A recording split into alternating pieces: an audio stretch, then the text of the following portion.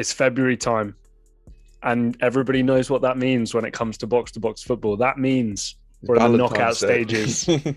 Yeah, we're in the knockout stages of the Champions League. And yeah, it's Valentine's Day for the couples out there. It's a lonely day for the singles out there.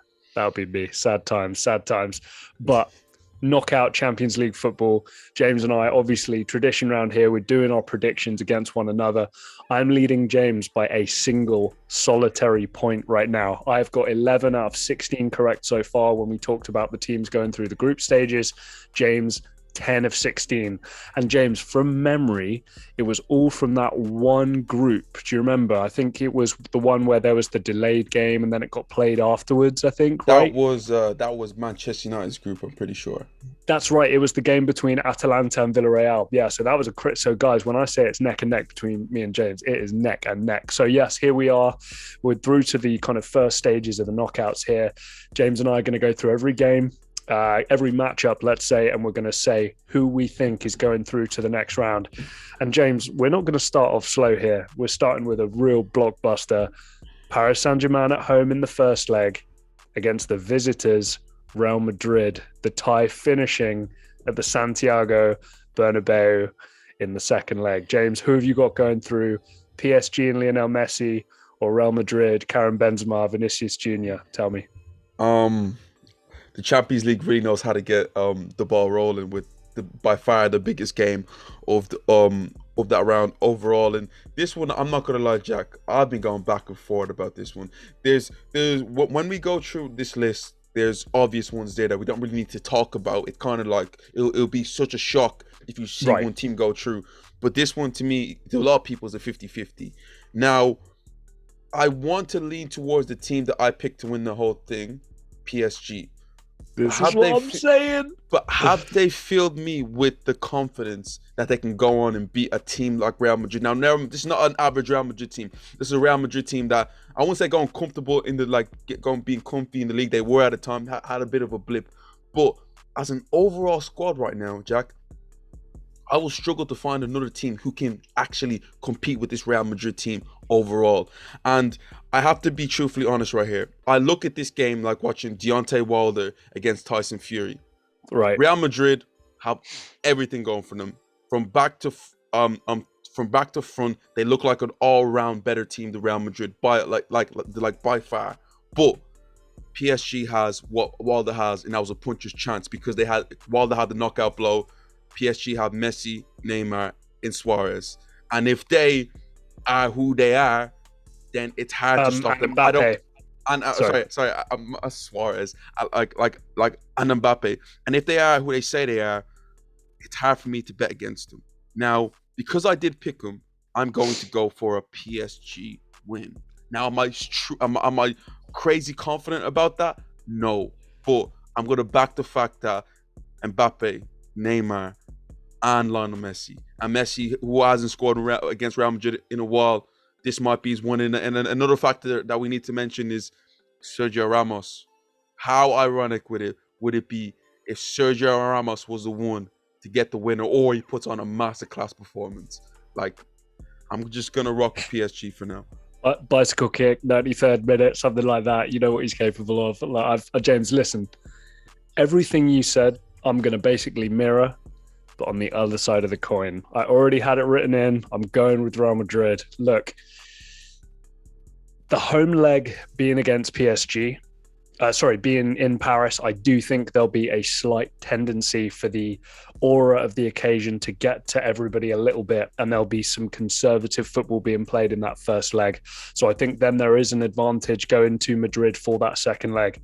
You've mentioned it already. Both these teams are top of their respective leagues, but one is kind of, in a league where really their only competition is themselves. And the other one, obviously, there are a couple of teams there who can compete with them. I think this Real Madrid team have surprised people this year. James, we've talked about it a couple of times. Benzema is still being Benzema. He's still playing incredible football, one of the best in the world in terms of his position and just general play. Vinicius Jr. is just kind of blowing up out of nowhere, being the player that I think we know he can be. What I look at, James, is mainly that midfield three. Luka Modric is defying father time. We know what Casemiro can do. We know what Toni Kroos can do. All this kind of stuff, right? These guys have been there. They've done it. They're not going to let the expectation get to them. And as much as you mentioned riding Messi, riding Neymar, riding Mbappe, I'm going to put, like, not in the same conversation, but I'm putting Vinicius Jr. up there as somebody who can just create something out of nothing and be that superstar, take the game by the scruff of the neck. Benzema too, right? So I'm just putting it out there. I think one team is more experienced. I think one team has to a certain extent has like kind of nothing to lose, which is crazy if you think about it. Real Madrid in the Champions League playing with kind of nothing to lose. I think they're playing with house money at this point, whereas there's, apart from Man City maybe, there's so much pressure on this PSG team. And I'm just riding with the fact I don't think it's going to be a blowout either way, but I'm going to take the side of Real Madrid at the Bernabeu in that second leg. The one thing also we failed to mention is PSG setup. If they set up like they did against Man City, and Neymar, Mbappe, and Messi just sit there and like basically just let Real Madrid's fullbacks in front three run absolutely right on them and not give PSG's front three a little bit of cover, Jack, in my opinion, it won't be close. Now, if they buckle down, and I see Neymar tracking back, and I also see Mbappe getting in like 2 banks of 4 and really stopping Real Madrid from playing, then it's a whole different ball game. So the PSG mindset and setup is going to be so important in this game. And you know, I mentioned the midfield battle, which I think is going to be everything over the course of these 2 legs. Verratti's going to have to play his best because he's coming up against 3 guys who have been there, done it. And you know, if you're talking about all-time great midfield partnerships, tandems, you know, these 3 guys, Casemiro, Kroos, and Modric, are up there in a big way. Easily. So moving on to a game. Okay, look, James, I'm glad we've got a disagreement here because I've either just extended my lead by 1 or we're neck and neck here, right? Depending on how that first game goes. But one that's a little easier. James went first on the last one, so I'm going to go first this time. Sporting Lisbon at home first in Portugal versus Manchester City, the second leg at the Etihad. I'm taking Manchester City. This is not going to be a shock. Pep Guardiola, this squad, this team should make light work of this football team. Even if Sporting Lisbon pull off a draw in Lisbon or even snag a late win, I fully expect this to go back to the Etihad and for it to be job done. I'd expect them to win both legs quite comfortably here anyway. Sporting Lisbon know that they are not a serious contender for this competition. They're here to make up the numbers, and they played well in the group stages, credit where credit's due. But this Manchester City team, from goalkeeper all the way up to manager, is a class above. And I don't think that Sporting Lisbon will have enough to even stress Pep or this City team out enough. This is a typical Man City draw right here. Kind of, they're like kind of one of their perfect draws. And like we seen last season with Porto coming in, and they were a tough side to beat. And as you can see, Man City struggled to beat them, especially in the second leg. I think the game finished 0-0. But I look at this Sporting Lisbon team, good side, but do they have the same type of defensive know-how and nous that Porto team have? I don't really think so, Jack. And I look at Man City in like where they're at right now. They they have a full head of steam. They dropped their first few points in the league in a while after going like a 12-match winning streak. I just see Man City carrying on and just doing just doing what they did. I think they comfortably win both legs. Yeah, I mean, a pretty easy one. I'd say we can move on there pretty fast if we're being honest there, James. So I'm going to come to you next, James. RB Salzburg, we all know that's Red Bull. Don't try and pull this from us here. Red Bull Salzburg at home first in Austria against the mighty Bayern Munich. My pick to win the whole thing. You know, don't get me wrong. As the season's gone on and we've seen this Manchester City team play, I'm kind of thinking a bit differently about my decision. But I'm going with Bayern Munich here. I'm sure, James, you would expect, but I'll let you kind of take this away first, James. This one just rings of just that Allianz theme song just ringing in my head. You know, whatever it just reeks of that. I can just see Lewandowski just going right here. Thomas Muller chipping in, Serge Gnabry chipping in. Now we've seen what Bayern Munich did. What's it called again in the group stage? They won all 6 games, ran roughshod through. No, they actually drew 1 game. Actually, they won 5. They won 5 and like drew 1 to be fair. So they didn't run like roughshod completely. Actually, no. They did actually win. They won, yeah, all game, Yeah. yep, every game. Okay. So they basically won all the games. Scored a stupid amount of goals against Benfica, against Barcelona. I just seen them carrying on what they're doing. I won't be surprised in both legs. You may see Lewandowski bag around 4 goals. I'm expecting 2 in the first and then 2 in the second, in a comfortable James, Bayern win. I was always going to pick Bayern here. I don't know if it will be over both legs. You know, I think something that you and I have disagreed on in the past here. When I was coming to the group stages, yeah, I thought Salzburg would get through. You know, you didn't share that opinion, and the reason why I kind of held on to that, guys, these are the Austrian champions, and when you win football matches every single week, like it or lump it, no matter who it's against in terms of quality of opponent, your head gets a little bigger, your confidence starts to go, and you think you're something that you're not. And that can bleed through into European games. Now, that's all well and good in the group stages. In the knockouts against Bayern Munich, that's not strictly going to fly, I'm afraid. But I do think that this Salzburg team have been underestimated a lot. And you know, look, Austria and Germany, it's similar stylistically, culture-wise as well. If the coaching staff knows how Bayern are going to set up and going to want to play, and the Austrians can kind of get a sense of that. I'm not saying this is kind of on upset alert here, but it might be closer than people think. It really, really might. But no, of course, I'm going with Bayern Munich. Hardly a shock. So we've had a couple games that have been relatively easy to predict, in my opinion. So James, let's move on to a slightly more difficult one. We have Internazionale Inter Milan at home first versus Liverpool. Now, my pick here is Liverpool. Inter Milan riding high in Serie A, right? I think the drop-off, which we kind of really all expected them to have initially, hasn't really come to fruition as much, mainly because the rest of Serie A has kind of, I think, let the side down a little bit and let Inter kind of get there on their own. But no, I can't go against Liverpool, especially with the second leg being at Anfield. I mean, you know, we know what that electricity can bring. I think Liverpool could be 3 or 4 goals down, and I'd expect them to qualify with the second leg at Anfield. I think it will be a tough test. I do expect Inter to get some goals, be it at home or at Anfield. But I think at the end of the day, Liverpool are just going to have too much. James, what do you reckon on this one?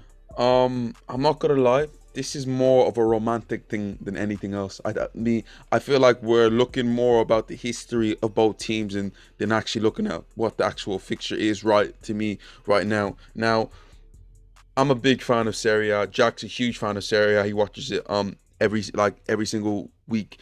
But in my opinion, the standard of Serie A has dropped especially when it comes to competing with the best teams in Europe.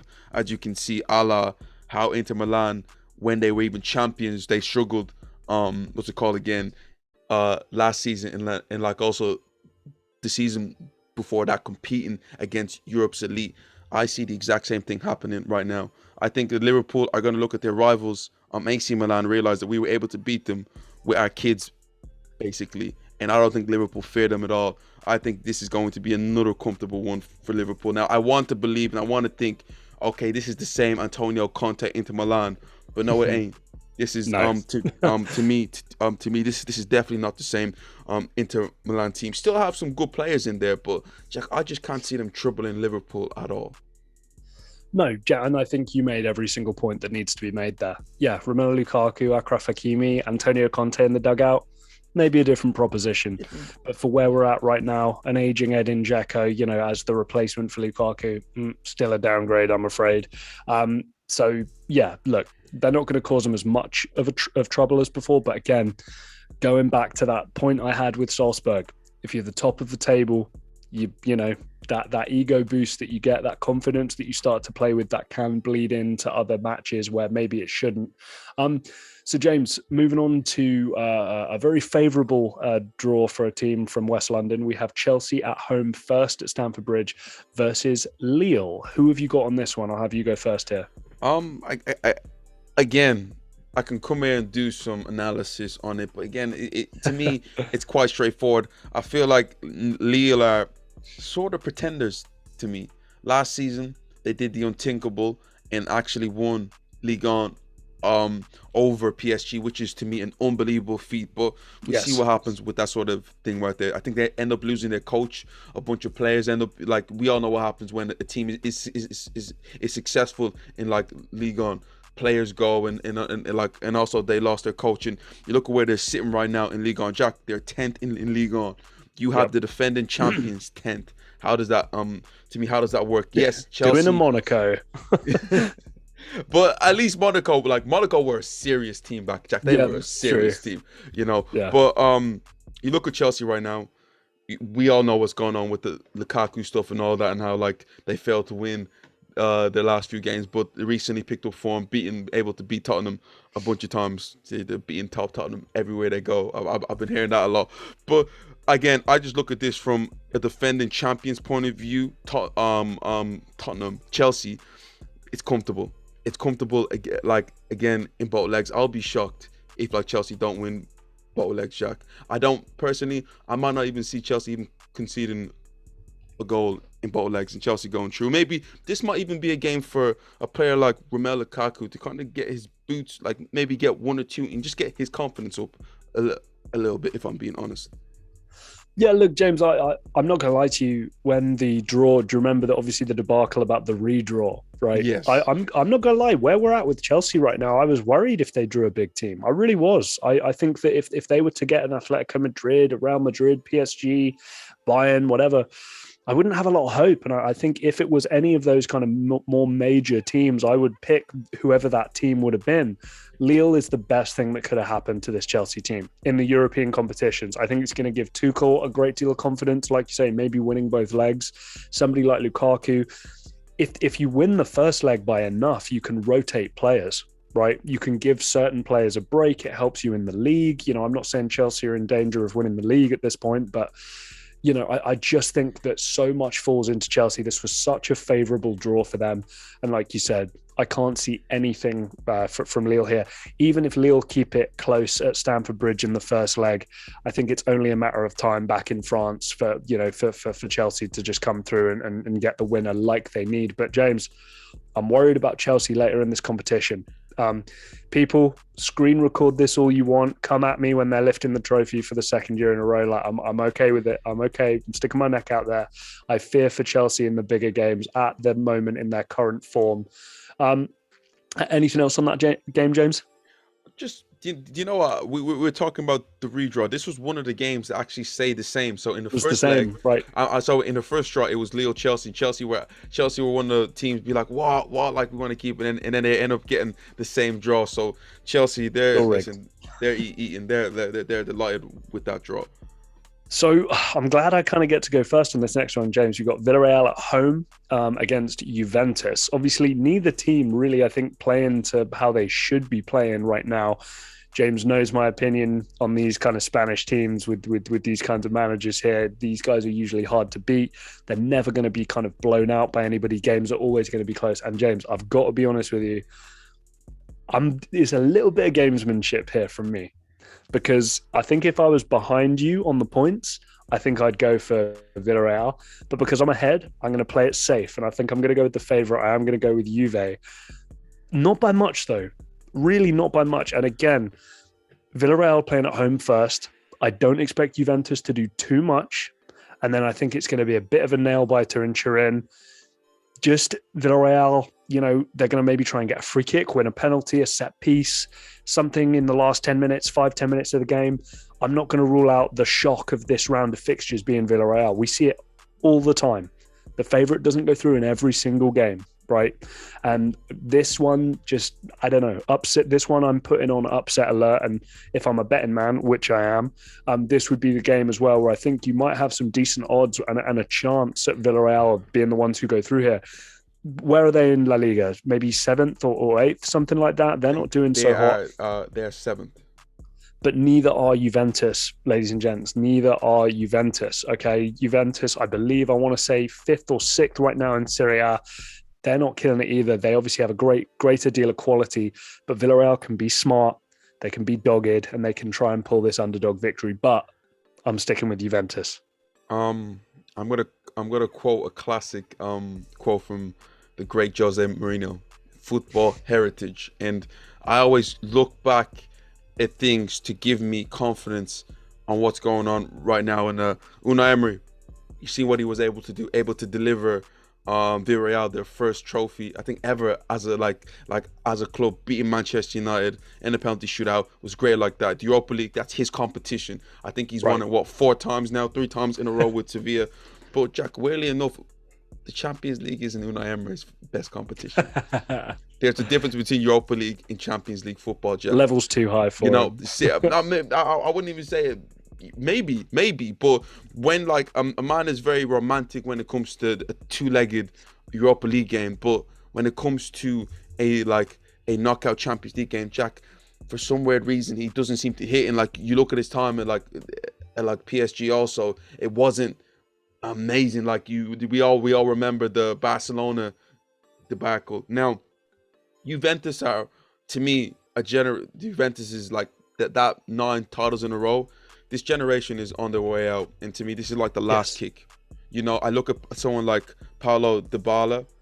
I think there was rumors to already saying that this is going to be his last season with Juventus, and like he will Contracts leave. winding down. Yeah. And exactly, and like he will leave on a free. I look at someone like a Chiellini, a Bonucci. Like these guys are slowly like this is their last shot. Now, are they where they were 3-4 years ago when like we looked at their squad and we said, wow, this is the most stacked team in Europe? No, they're not there anymore. But do they have enough to beat, in my opinion, this team at this moment of time? This Villarreal team? Yes. Again, the weird thing about Juventus is that we doubted them in the group stage, Jack. But we cannot lie, Jack, that they tell me to me players like Paulo Dybala, Cuadrado, Morata to an instinct. And the fact that they might even have a player like Dusan Vlahovic come in. Like, I don't expect them to win, but do they have enough to win this tie specifically? I definitely believe so. Similar to Chelsea in many ways, actually. I think I think in a difficult matchup, you'd worry for them, right? In a bigger game, you'd maybe worry for them. But yeah, against this Villarreal team, especially in terms of just quality, I think it's only really going to go one way, isn't it? You would think, but again, I do stand by what I said. I think James and I do differ ever so slightly. I think he makes a good point. Europa League is certainly more Villarreal and Unai Emery's level, but this is still knockout competition, and this is Unai Emery's bag, and we know it's never going to be pretty. They're never going to blow anybody out. They play down or they play up to the level of competition. We know it's going to probably be a nail-biter, but we shall see. James, you went first. Sorry, you went second on the last one, so you're going first here. I'm having you go again. Atletico Madrid at home first at the Wanda Metropolitano versus Manchester United. Who have you got going through? We got Mr. Zoo himself coming back to Madrid. What have we got? This one is one where it looks great, and you would have your pick, but you expect them to be both doing well in their leagues. But Jack, they're not. Let's be honest. Atletico Madrid, after winning the league last year, they have been extremely disappointing. I think they're like 15 points plus off Real Madrid. I'm not specifically sure, but I know it's that hard. You look at Manchester United, expected to be competing for the league. They're like 20 points off Manchester City. But also, very quickly, shame on any team like 5th to 8th in the Premier League. How are you letting Manchester United be 4th right now? What the hell's wrong with you guys? Come on. Listen, with all the madness that has gone on this year with Manchester United, somehow sit 4. But you look at where both teams are right now. They have both lost confidence. They're not the same team that like we remember. Manchester United haven't been the same for about 10 years. But Atletico Madrid are not the same team. But this comes down to me to 2 things. Yeah? Atletico Madrid would be sitting on 2 to 3 Champions Leagues if it wasn't for one man. Yep. And their biggest kryptonite is on the opposition team. The man the man that's knocked them out on a number of occasions. The man that, in my opinion, that they even at times run away from. And that's Cristiano Ronaldo. And yes, he is, to me, the only factor that will make me believe that Manchester United have a chance in winning this game. Because I look at this from this point of view. The home leg being out of one Metropolitano, to me, gives favor to a team like Atletico Madrid. Because I can see them winning a game 1-0, 2-0, 2-1, for instance. And then coming into the second leg. And to me, the biggest thing is that Old Trafford is a great stadium. But once it gets a bit toxic, and like you see a few mistakes going on, the crowd can twist at times, and like the players can get frustrated, and then gaps do open up, chances fall for the opposition, and that's to me where the problem is gonna lie, because Diego Simeone is the best manager for going to awkward stadiums, like Yep. like big occasions, Puffing and his then chest out. you know, Yep. and like doing what like we classify as a bit of a shithousery, if Right. like if I'm being truthfully honest, and I won't be surprised if that happened. Cristiano Ronaldo, yes, is a huge factor, but I look at the way the legs are made. I see Atletico Madrid going through, Jack. I will want Manchester United to go through. All right, I'm putting that in. I'm not gonna lie, didn't strictly expect it. I want Manchester United to go through.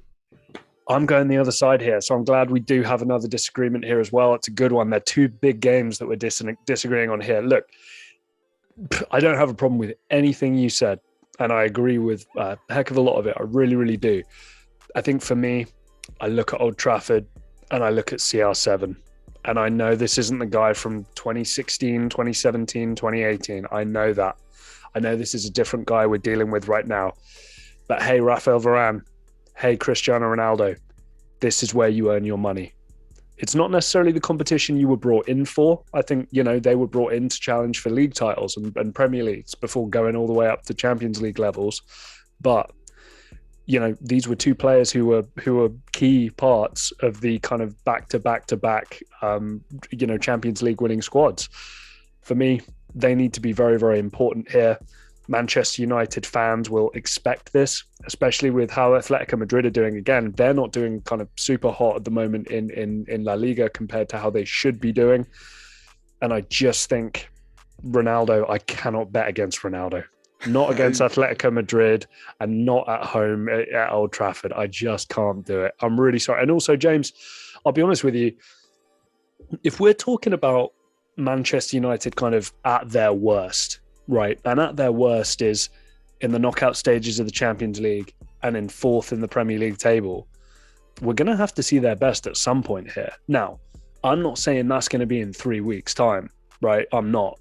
But what I am telling you is that it's going to happen at some point. So whether it's not in the first leg, maybe it'll be in the second leg, this Manchester United team will hit form at some point.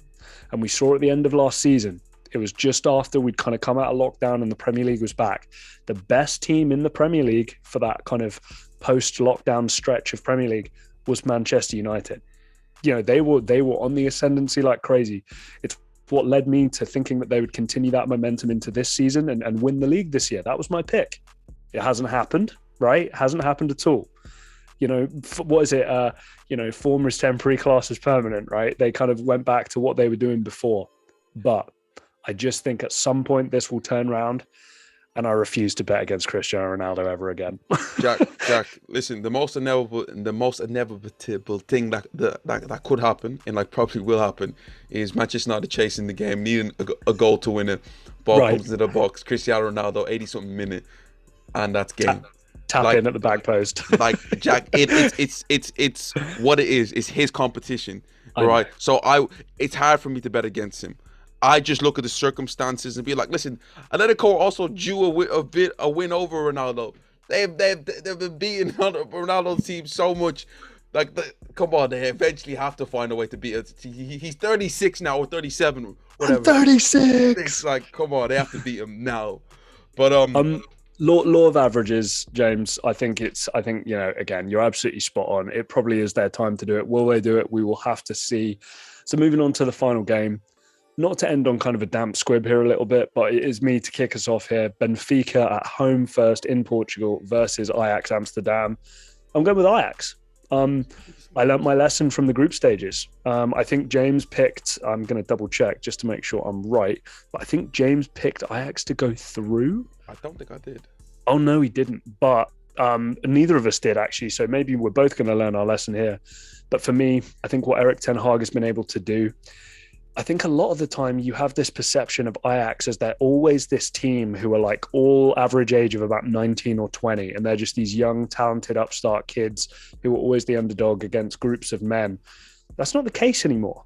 Ajax have some players dotted around in their squad right now who are, mid-20s, late-20s kind of level players who, we've seen somebody like Nicolas Tagliafico, right, now linked with Barcelona.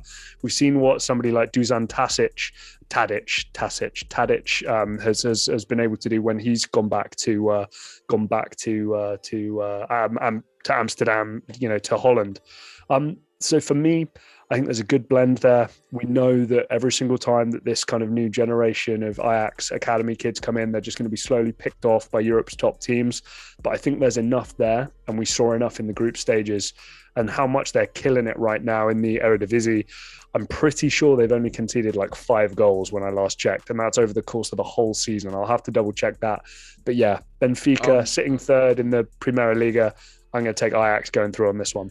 Ajax recently beat PSV. I think they're 2-1. They're nearest challengers, to be fair, but they're only a point ahead. But like, to be fair, they did it without the striker Sebastian Haller at this moment of time, who went from West Ham and just couldn't score a lick, and then goes like 6 games in the Champions League and scores all of them. It's like Champions League top goal scorer and all that sort of stuff there. Jack, as you James, said, they've conceded 5 goals all season in the league. That's Jack, crazy. The crazy thing about it is also in the 6 games that they had in the Champions League, Jack, they won 6, all of them, scored 20 goals and also conceded 5. Jack, that's a goal ratio of +6. Now, I mean plus 15. But I look at the Benfica team, and what they were able to do against a Barcelona team was great. But Jack, let's be honest, this wasn't a sensational Barcelona team. Right. That they beat. They are a good team. They're third right now in Portugal, but I don't see them threatening this Ajax team. I look at this Ajax team right now, and they always seem to do it. They always come with this fun, exciting new blend, and always bringing true new players. You're thinking, how do they do that? In 2019, we know the standard of players that they lost, and like for them to do it again, and like to bring just top level players through, but also Jack, take mediocre players or players who didn't quite cut it at a level like a Dusan Tadic at a time. Let's be honest, like a Sebastian Haller at West Ham, and them to get them playing at this sort of level at at the Champions League. And like Jack, I want you to realize Davy Klaasen's there too, I think, as well. I think, from Everton. I want you to realize it right here. You look at their group, Jack. They had Sporting Lisbon, who are also I think second or first in the Portuguese league. Yep. They are again. They are ahead of Benfica, and also being able to beat Borussia Dortmund. Yes, Borussia Dortmund did miss Erling Haller for bits of it, but Jack, they blitzed that whole group, and I look at them right now, and no team should want to play them. And Jack, I mean no team. Even even if you're on Man City, they give me this thing about, on any given day, they could show up and not just beat a team, Jack, in my eyes, embarrass a team. Well, James, as well, and it goes back to another classic sports psychology conversation. When you've got nothing to lose, and there's no that fear of failure doesn't exist, because you're playing with house money. You're somewhere where you're not expected to be. You can take risks, and you can do the thing thinking the worst thing that happens is that I get just randomly knocked out in the knockout stages. I'm not even supposed to be here right now. That's the biggest thing for them right now. And also on top of that, the psychological advantage. Again, a couple of times I've thought about it now. We are dealing with Europe's elite now. You win every week. That's good for your confidence. And James, defensively, that defense is going to think that they are unbeatable. 5 goals conceded all season domestically. I'm not trying to tell you here that the Eredivisie is littered with the best goal scorers that the world has to offer, but there is enough there in that league that the other leagues poach from to say that actually that defensively they're doing something here. But Jack, not only that, you talk about defensively, Jack, I always look at what they're doing going forward. Jack, there was one game, I think in Eredivisie, they won 9-0. Jack, and you would think, oh yeah, it's the Eredivisie. But if you look at the ratio of goals in the way that they were beating teams, Jack, they were Jack, against a top team like Borussia Dortmund in back-to-back legs, they won 4-0 and 3-1. So Jack, this is not a team who just comes down and just comes to defend. Jack, going forward, they are lethal. Right. and They're right and not these into narrow 1-0 wins. Right. I no, know. I it's totally know what you're saying. it's exciting Dutch Johan Cruyff football. You know, total. It's everything right now from there. They're playing just fantastic stuff.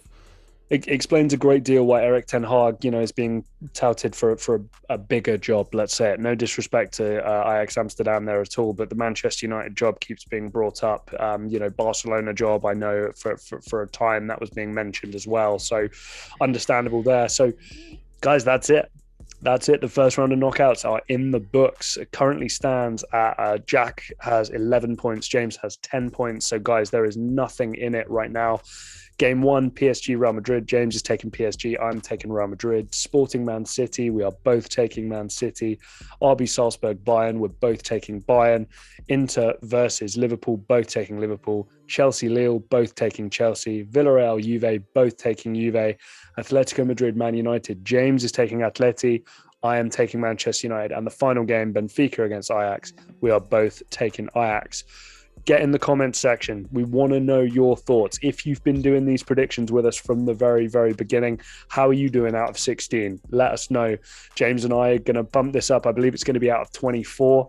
After a while, I'm hoping to go from 100 here on out. Hopefully my Bayern Munich will sneak through. Maybe James is still hoping for his PSG. James, how are we feeling? A lot of them straightforward. Only one or two are a little bit like, ooh, we're not quite sure there, but again, I'm more looking forward to what's gonna happen in the round of in like the round of 8, because that's to me where, like, if everything goes right, I don't think that you can even get one bad game. No, it won't. It basically won't exist at that point. The only other thing I'll say, obviously, we're making these predictions just to see who gets through every single game week, every single time it comes up. James and I will be reacting to these games. We'll be previewing the games as well. May do a couple watch-alongs as well, some Q&A, ask us anything type things as well. Going live a little bit more again. I know some of you guys have been really enjoying that as well, getting at me in the DMs. But apart from that, until next time, we'll see you.